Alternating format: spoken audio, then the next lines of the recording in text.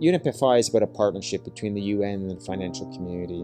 Why the UN? Because that's the place that governments come together to discuss and essentially negotiate around how do we address global challenges like climate change, like nature preservation, like human rights and many other issues. And why the financial sector? Because those are the actors who can help enable markets to create the changes that are needed. We've been around since 1992. When actually 6 banks and insurers attended the Real Earth Summit, and they saw for the first time that governments were discussing this notion of sustainable development, and they realized the need to actually create some sort of platform to be able to feed into these intergovernmental negotiations, but also to learn from them to help prepare to understand what it meant for their business practice.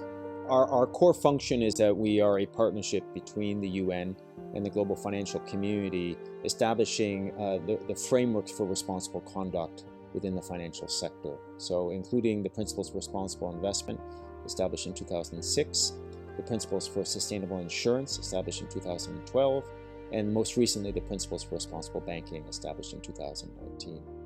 It's our job to work together with the actors, with the leaders in the space, to show that change is possible and to give indications of how it best can be done.